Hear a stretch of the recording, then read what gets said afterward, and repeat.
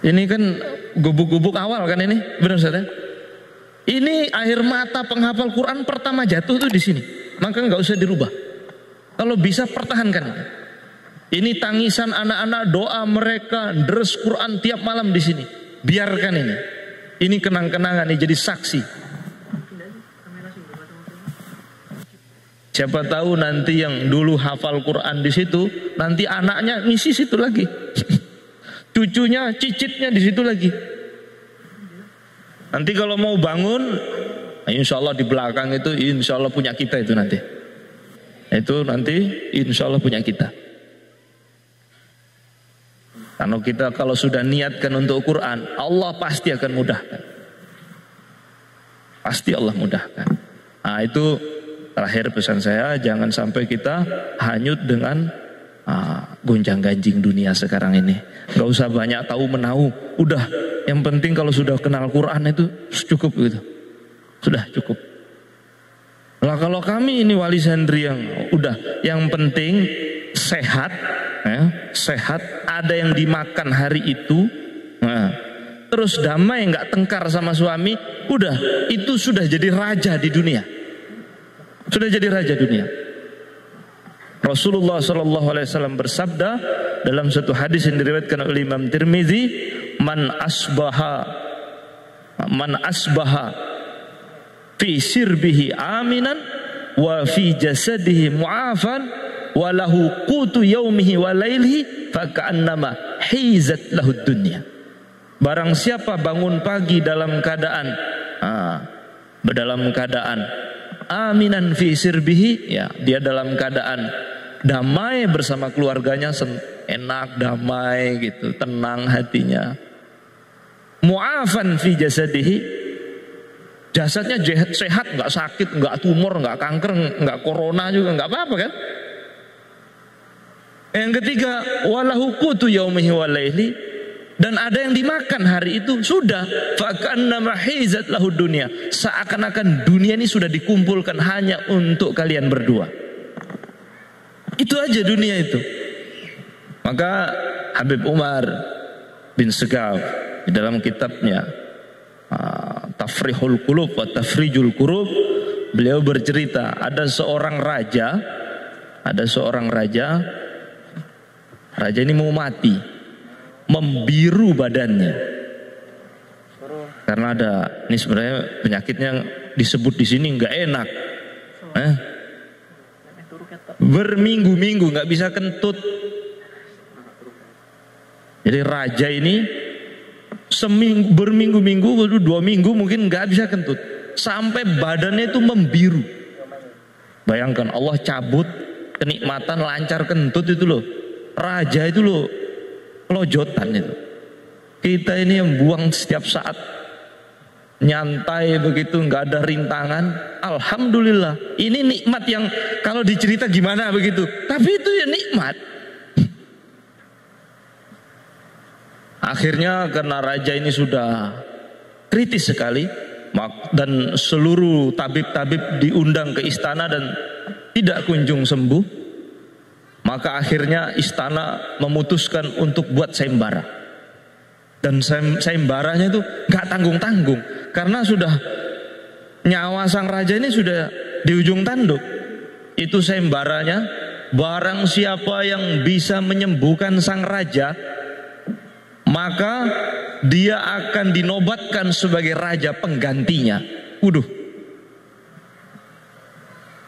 Maka akhirnya itu ditempel itu di dinding-dinding, di pasar-pasar, di jalan-jalan. Suatu hari ada seorang kiai, seorang ulama, orang soleh, lewat depan istana. Dia baca, barang siapa yang menyembuhkan sakit kiai, barang siapa yang menyembuhkan penyakitnya sang raja, maka dia akan diangkat menjadi raja penggantinya. Wah, itu ya. Maka langsung aja dia masuk ke pelataran istana, permisi, bener tempelan di depan? Betul. Anda bisa ngobati? Insya Allah. Maka diantar oleh pengawal. Di situ sudah ada permaisuri, anak-anaknya sudah satu keluarga ngumpul di situ.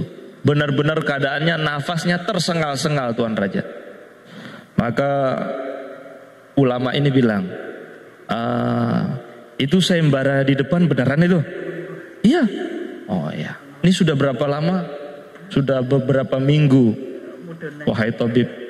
Kemudian beliau mengangkat tangannya. Setelah beliau berdoa, beliau letakkan di perutnya sang raja. Langsung yang sudah berminggu-minggu itu keluar seketika itu juga. Semua tutup hidung. Ketika itu lambat laun wajah sang raja ini memerah. Sudah kembali cerah lagi.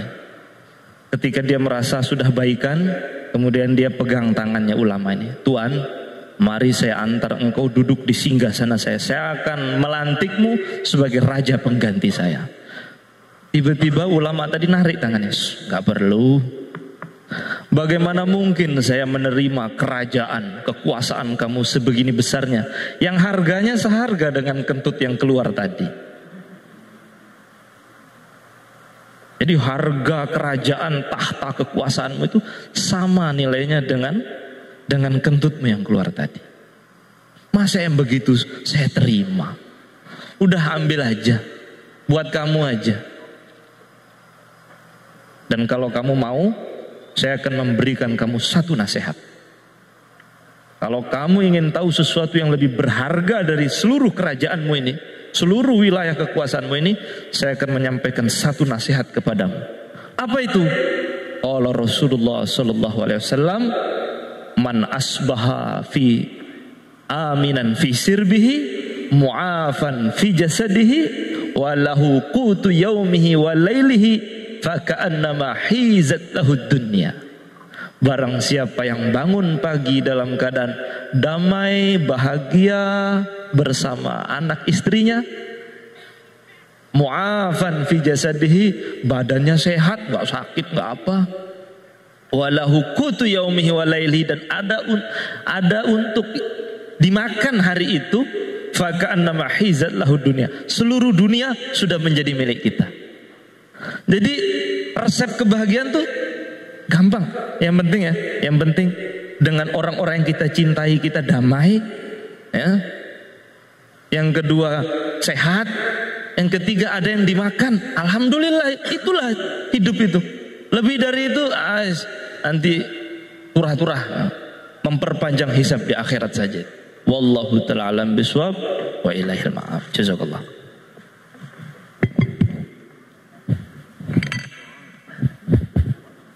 Baik, jazakallah khair Habib, nasihat untuk kita semua, khusus para wisudawan, wisudawati, santriwan, santriwati, dan juga para wali santri. Banyak kisah yang beliau sampaikan dan menjadi inspirasi untuk kita semuanya, insya Allah, untuk kita ambil hikmah dan juga pelajaran. Dan tidak sempurna kiranya kalau kita tidak memperdalam penjelasan beliau lagi melalui sesi tanya jawab ataupun sharing, ya, yang pada kesempatan ini diberikan kepada seluruh peserta yang ingin bertanya langsung kepada beliau Habib Qorib. Kami persilahkan, dan sebelumnya mohon panitia untuk membantu mempersiapkan mikrofon, ya, pengeras suara. Ada yang ingin bertanya? Boleh angkat tangan? Oke, 1, 2, 3 angkat tangan. Bapak-bapak 1, 2, ibu-ibu ada?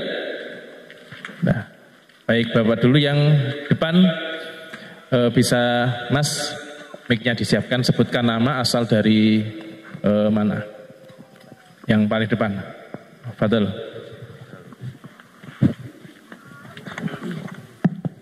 Assalamualaikum warahmatullahi wabarakatuh. Waalaikumsalam. Saya ingin bertanya pada Habib tentang sholawat mutlak yang Anda baca tadi pas pembukaan. Itu faedahnya bagaimana dan sebaiknya dibaca habis sholat apa? Terima kasih. Ya, yang saya baca tadi namanya sholawat Fatih, ya, sholawat Fatih. Sholawat Fatih ini adalah ijazah dari guru kami, guru saya.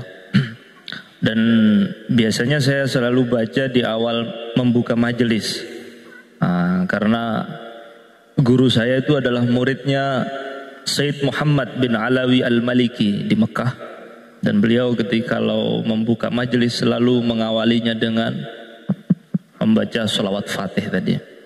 Di antara fadilah sholawat fatih, kalau kita baca ketika kita menghadapi umat, ketika berada di depan, maka Allah Subhanahu wa taala akan membimbing kita,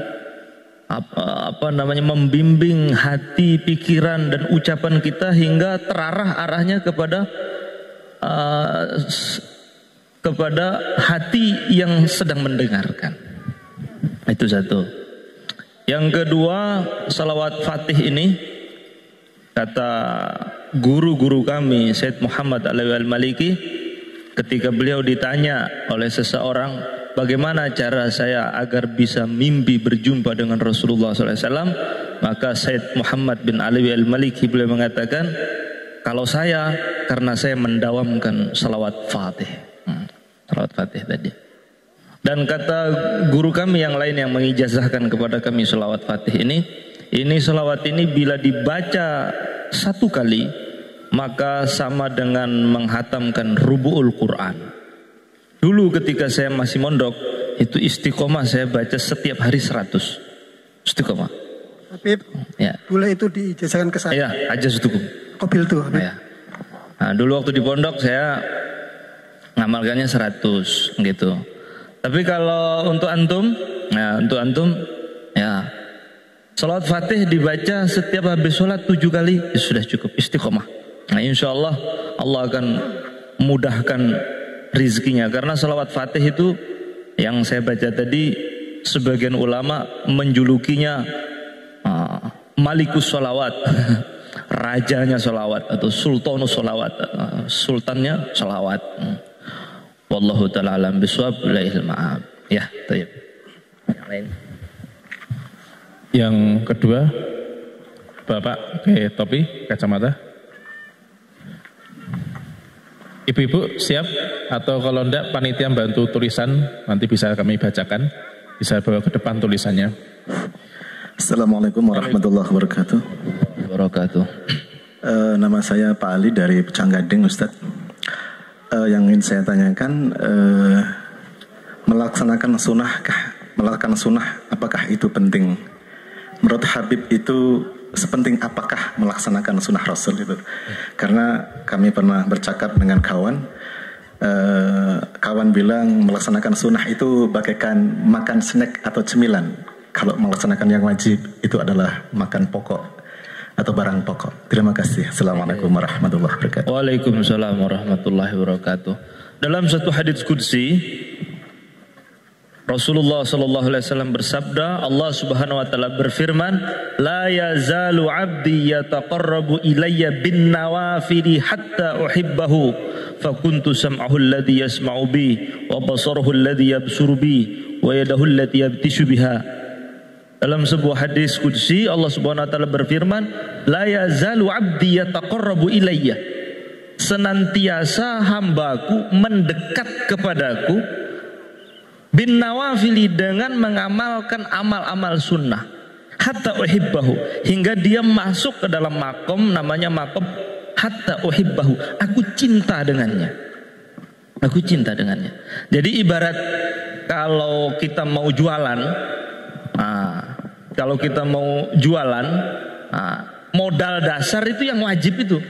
Jadi seandainya ada orang setelah baca syahadat, beriman, tauhidnya lurus, kemudian dia mengamalkan rukun Islam 5, kemudian hal-hal yang terkait dengannya yang wajib-wajib saja, maka itu namanya syarat masuk surga. Kalau mau beli tiket masuk surga harus mengamalkan yang fardu. Tapi kalau mau bintang 5, itu ngejarnya pakai nawafil, pakai amal-amal sunnah. Lah sekarang saya mau tanya, mau kelas mana nanti di surga? Persoalannya di situ. Karena di surga itu selisih satu zikir saja sudah beda tempat. Al-Imam Ibnu Qayyim Al-Jauzi beliau cerita, beliau meriwayatkan satu riwayat, ada orang di surga itu dia mendapati di depan istananya itu taman-tamannya setiap hari tambah harum. kok tambah harum tiap hari ya taman saya ini. Maka dia tanya kepada Allah, ya Allah, ini mengapa taman di depan pekarangan istana saya tambah hari tambah harum? Itu kenapa? Allah Subhanahu wa taala berfirman, itu karena rembesan keringatnya orang-orang yang surganya di atas kamu. Loh, apa beda saya sama dia? Bedanya cuma selisih 1 subhanallah saja di dunia. Jadi amalnya sama, selisih 1 subhanallah, itu sudah beda tempat. Jadi kalau mau mencari kedudukan yang tinggi di sisi Allah, maka kejarlah dengan amal sunnah. Tapi kalau syarat biar masuk, nah, cukup dengan amal fardu. Nah, kalau yang ditanya itu sepenting apakah, lihat-lihat dulu. Kalau yang pentingnya nggak masuk neraka, ya yang wajib saja udah cukup. Yang penting nggak masuk neraka. Gitu. Tapi kalau orang yang mau mencari derajat yang tinggi, kedekatan di sisi Allah, maka ya kejarlah dengan amal-amal sunnah, yaitu nawafil. Dan ada satu hal lagi, dan kedudukan nawafil itu sebenarnya tidak bisa dipisah dengan amal wajib, karena kedudukan yang sunnah itu sendiri menambal kekurangan yang wajib. Nah, jadi kadang orang memiliki pemahaman antara wajib dengan sunnah itu terpisah. Iya, terpisah dari segi tuntutan hukum. Yang ini wajib, yang ini sunnah. Nah, tapi sebenarnya berhubungan, karena yang wajib itu tertambal kekurangannya dengan adanya yang sunnah. Nah, jadi kita kalau sholat zuhur, kalau nggak sholat qobliyah ba'diyah, maka kita nggak bisa menambal kekurangan sholat wajibnya. Mungkin ketika ruku nggak khusyuk, pas sujud nggak khusyuk, maka dengan adanya qobliyah ba'diyah tertamballah kekurangan sholat wajibnya. Sebenarnya berhubungan satu sama lain. Seperti contoh misalnya, sholat berjamaah. Dalam mazhab Syafi'i, sholat berjamaah itu hukumnya sunnah muakkad. Kalau menurut mazhab Imam Ahmad Ibnu Hanbal itu wajib. Jadi kalau dalam mazhab Imam Ahmad, sholat sendiri itu tidak sah, harus berjamaah. Maka kalau dalam mazhab Imam Ahmad itu nyambung terus itu masjidnya. Ada yang sholat sambung lagi, makmum lagi, makmum, karena nggak sah sholat kalau nggak berjamaah. Kalau mazhab Imam Ahmad Ibnu Hanbal. Kalau mazhab Imam Syafi'i itu ada 2 pendapat. Ada pendapat yang mengatakan fardu kifayah, selagi masjid ada yang mengisi, maka gugur kewajiban yang lain untuk datang berjamaah ke masjid. Yang kedua, ini yang paling muktamad adalah sunnah muakkad, sunnah yang sangat ditekankan. Tapi kalau kita mau melihat dari sisi sholatnya itu kan wajib, jamaahnya itu kan sunnah. Tapi kalau kita melihat dari segi hukum, ya terpisah jadinya. Sholat zuhurnya wajib, Pak. Kalau berjamaahnya sunnah, jadi terpisah. Tapi kalau kita melihat dari segi lain, bukan hukum, diterima nggak sholat saya atau tidak, ini jadi persoalannya lain nanti. Jadi kalau orang itu sholat berjamaah, kalau nanti ada salah satu, misalnya di situ ada sebagian besar khusyuk, maka semua dianggap khusyuk dan saling menambal satu sama lain. Ibarat kertas itu buku, ada kertas 5 biji, yang satu bolong di sini, yang satu bolong di sini, yang satu kertas bolong sini. Nah, itu kalau terpisah-pisah ya bolong-bolong dia, tapi kalau jadi satu tertambal, kalau dia jadi satu kertas.